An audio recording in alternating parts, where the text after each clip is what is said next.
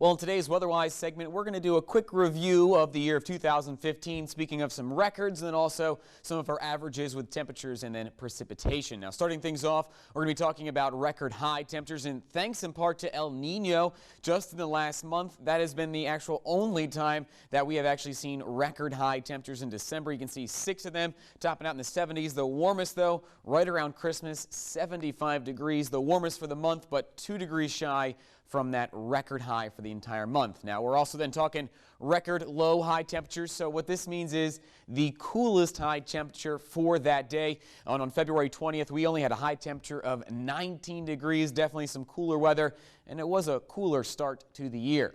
Now, speaking of that cooler start to the year, we can see in February 20th and 21st into the negatives. -4, actually the coldest temperature recorded in Salisbury for the month of February.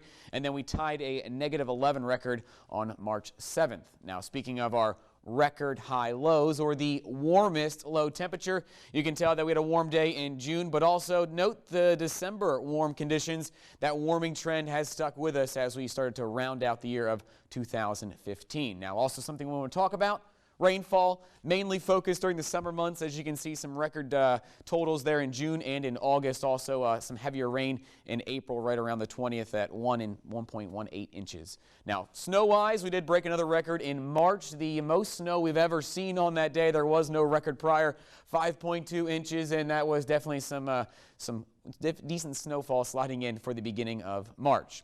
Now, the next thing we're going to talk about, there's going to be a lot of numbers on the screen. Be prepared for that. We're talking about temperatures. Now, the yellow temperature, that's the average for the 2015 month. On average, though, over the last 100 years or so, that's the average. So, as you can tell, look around March and February, some cooler lows, cooler average highs, and similar for our cooler average lows. So, a cooler start to the year. And then things got closer to average as we went through the middle of the summer months. You can tell that as we topped out in those mid-80s. And then heading into November, take note of these temperatures.